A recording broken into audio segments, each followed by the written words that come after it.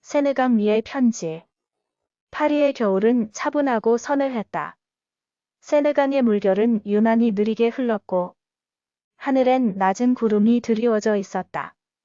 마리에는 오늘도 어김없이 같은 시간 생루이섬 근처의 강가 벤치에 앉아 있었다. 작은 수첩을 펴고 천천히 펜을 꺼내 든다. 손끝이 차가웠지만 마음은 그 어느 때보다 따뜻했다. 오늘은 눈이 올지도 모르겠어요. 당신이 좋아했던 첫눈 같은 날이네요. 마리에는 소곤소곤 혼잣말을 하며 글을 썼다. 매일 이렇게. 그녀는 벤치에 앉아 편지를 쓴다. 하지만 그 편지는 누구에게도 보내지지 않는다. 그것은 3년 전 세상을 떠난 그녀의 남편 루이에게 바치는 편지였다. 루이와 마리에는 파리의 작은 서점에서 처음 만났다. 마리에는 프랑스 문학을 공부하는 조용한 학생이었고 루이는 그 서점의 주인이었다. 그의 서점은 마레 지구의 오래된 건물 지하에 있었고 책보다도 먼지와 시간의 냄새가 먼저 나는 곳이었다. 찾는 책이 있으신가요? 루이의 첫인사는 다정했고 눈빛은 따뜻했다. 조르주 상드의 편지를 읽고 싶어요. 가능할까요? 루이는 말없이 웃으며 구석진 서가에서 낡은 책 한 권을 꺼내 건넸다. 그렇게 그들의 인연은 시작되었다. 책을 통해, 글을 통해 둘은 매주 만나고 이야기를 나누며 사람을 키워갔다. 결혼식은 그 서점에서 조용히 치러졌다. 하객도 몇 명 없었고 배경은 책과 촛불뿐이었다. 하지만 둘의 눈빛은 모든 것을 말해주고 있었다. 책갈피 사이에 작은 손편지를 남기는 걸 좋아하던 마리엔. 루이는 그 편지를 발견할 때마다 아이처럼 기뻐하곤 했다. 그러던 어느 해 겨울. 루이는 짧은 병칠의 끝에 갑작스럽게 세상을 떠났다. 병실에서도 그는 마지막까지 손에 책을 들고 있었다. 책 사이에는 마리엔이 마지막으로 남긴 편지가 있었다.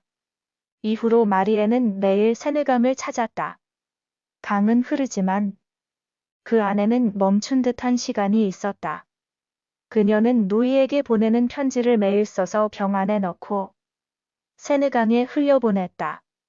오늘은 당신이 즐겨 듣던 샹송이 라디오에서 흘러나왔어요. 그 노래 아시죠? 라 바이 앤 로즈. 당신이 부르면 꼭 고양이처럼 부드러웠는데요. 그녀의 편지는 한결같이 따뜻했다. 슬픔보다는 기억을, 아픔보다는 사람을 담고 있었다. 그리고 언젠가 그 편지들이 강물 너머 어딘가에서 무이에게 닿을 거라 믿고 있었다. 마레 지구의 카페르 뿌티르네에선 매주 일요일마다 작은 낭독회가 열린다. 동네 주민들이 모여 좋아하는 글을 낭독하며 차를 마시는 모임이었다. 어느 날 마리에는 조용히 편지 한 편을 읽었다. 그 편지는 루이에게 썼던 수백 통의 편지 중 하나였다. 사람들은 그 글에 잠시 숨을 죽였다. 강물처럼 잔잔했고 바람처럼 부드러웠으며 그리움이 깃든 고요한 울림이었다. 이후로 마리엔의 편지는 낭독회에서 자주 회자되었다. 사람들은 그녀의 편지를 세느강의 시라 부르기 시작했다. 어느 봄날 마리엔은 한 통의 엽서를 받았다. 주소도 이름도 없는 엽서에는 단 하나의 문장만 적혀 있었다. 편지, 잘 받았어요. 당신의 마음은 강물보다 깊고 하늘보다 따뜻합니다. 보는 사람은 없었지만 그녀는 알 수 있었다. 그것이 무의의 방식이라는 것을. 마치 책갈피 사이에 숨겨진 메시지처럼 은밀하면서도 확실한 마음이었다. 그날 이후 마리에는 편지를 쓰지 않았다. 대신 벤치에 앉아 세느강을 바라보며 조용히 웃었다. 이제 그녀의 마음은 충분히 닿았고 사랑은 강물처럼 흐르고 있었다. 세월은 천천히 흐른다. 벚꽃이 지고 비가 오고 가을이 오고 다시 겨울이 온다. 마리에는 여전히 그 벤치에 앉아 책을 읽는다. 그리고 가끔 고개를 들어 세느강 너머 하늘을 바라본다. 그녀가 마지막으로 쓴 한 문장이 수첩에 남아있다. 당신이 없는 세상에서도 당신과 함께 살아가고 있어요. 파리는 그렇게 매일 조용한 사랑 하나를 가슴에 품고 있었다. 사람들이 지나가고 바람이 불고 강물이 흐르지만 그 벤치 위엔 잊혀지지 않는 편지 한 장의 향기가 남아 있었다. 파리의 겨울이 지나고 따스한 햇살이 골목마다 번져들었다. 세느강 주변의 버드나무엔 연두빛 새순이 돋아났고 생루이성 근처의 벤치에도 작은 변화가 있었다. 마리엔이 늘 앉던 벤치 옆에 어느 날부터인가 작은 화분 하나가 놓여 있었다. 화분에는 하얀 수국이 피어 있었고 그 아래엔 자그마한 종이 카드가 꽂혀 있었다. 이 벤치에 앉았던 당신의 편지를 읽고 꽃을 놓고 갑니다. 누군가의 사랑은 여전히 흐르고 있었네요. 마리에는 한참 동안 그 화분을 바라보다가 조심스럽게 웃었다. 그녀가 흘려보낸 마음이 누군가에게 닿았다는 사실이 새삼 가슴을 따뜻하게 했다. 그날 이후 화분은 날마다 조금씩 바뀌었다. 하루는 라벤더, 하루는 데이지, 어떤 날은 작고 여린 민들레가 있었다. 꽃을 놓는 사람은 보이지 않았지만 그 자리는 점점 하나의 작은 정원처럼 변해갔다. 마리에는 어느 순간부터 그것을 루이의 정원이라 불렀다. 그 무렵 카페르푸티르네에 새로운 단골 손님이 생겼다. 중절모를 눌러쓴 중년의 남자였다. 그는 조용히 책을 읽었고 늘 커피 한 잔과 작은 노트를 가지고 있었다. 마리에는 그를 노트 남자라 불렀다. 어느 날 낭독회가 끝나고 마리엔이 문을 나서려는 순간 그가 조심스럽게 말을 걸었다. 실례합니다. 혹시 세느강 벤치에 앉아 계신 분이시죠? 마리에는 잠시 놀랐지만 고개를 끄덕였다. 그 벤치를 지날 때마다 늘 마음이 멈추곤 했어요. 그곳엔 어떤 시간이 흐르는 듯했죠. 당신이 쓴 편지, 낭독회에서 듣고 정말 많은 위로를 받았습니다. 그의 이름은 에티엔. 오르세 미술관에서 일하는 화가이자 복원사였다. 과거에 큰 사고로 아내와 어린 딸을 잃고 오랫동안 고립 속에 지내왔다. 어느 날 우연히 세느강 벤치를 지나던 그는 벤치 옆에 꽃과 메시지를 보고 멈춰 섰고 그 뒤로 매일 거기를 찾게 되었다고 했다. 마리엔과 에티엔은 자주 마주쳤다. 처음엔 조용히 인사를 나누는 사이였지만 어느새 둘은 카페에서 차를 함께 마시고 오래된 책이나 그림에 대해 이야기를 나누는 사이가 되었다. 마리에는 여전히 루이의 이야기를 했고 에티엔은 딸이 그려주던 그림 하나를 지갑 속에 고이 간직하고 있었다. 둘은 서로를 위로하기보다 그냥 곁에 있어주는 친구 같은 존재가 되었다. 어느 흐린 봄날, 마리엔이 평소보다 늦게 벤치에 도착했을 때였다. 벤치 위에 작은 상자가 놓여 있었다. 열어보니 오래된 책 한 권과 종이봉투가 들어 있었다. 편지였다. 마리엔, 당신은 내게 삶을 다시 걷게 해주었습니다.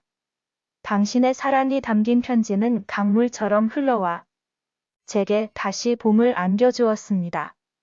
고맙습니다. 에티엔.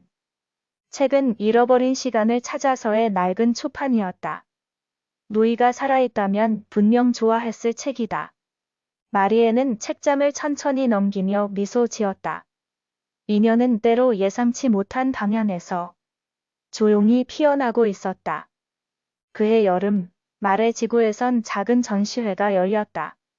주제는 세느강의 기억이었다.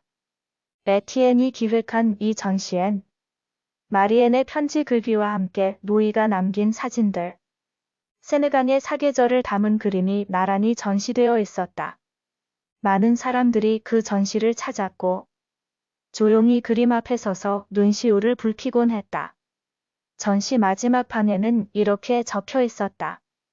우리는 모두 누군가의 편지입니다.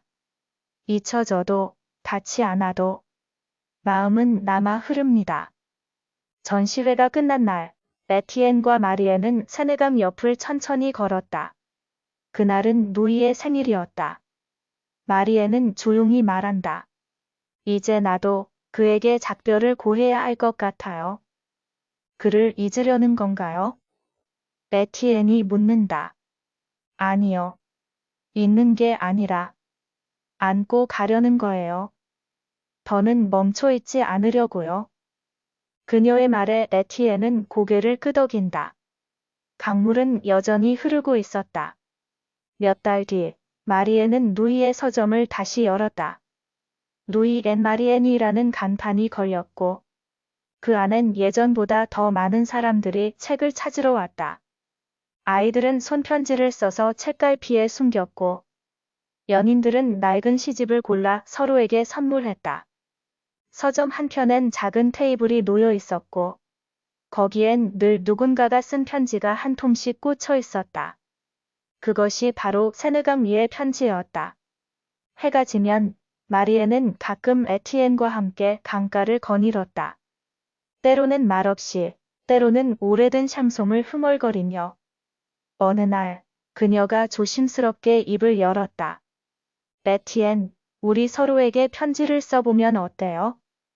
보내지도 않고 읽지도 않을 편지인가요? 응, 그냥 쓰는 거예요. 잃어버린 시간에게, 다시 찾은 오늘에게. 에티엔은 그 말에 웃으며 고개를 끄덕였다. 그날 밤, 마리에는 오랜만에 수첩을 펼쳐 이렇게 썼다. 오늘 나는 또 다른 사람에게 말을 걸기 시작했어요. 두려움보다 따뜻함이 더 컸고, 그건 참 다행이었어요. 파리의 가을이 깊어가고 있었다. 세느강은 오늘도 천천히, 조용히 흐르고 있다. 어떤 사람은 멀리 떠났고, 어떤 사람은 이제 막 시작되었다. 그리고 그 사이, 한 여인의 편지는 여전히 흐르고 있었다. 누구에게도 보내지지 않은 채. 그러나 모든 이의 마음에 닿을 수 있는. 들어주셔서 감사합니다. 구독과 좋아요 부탁합니다.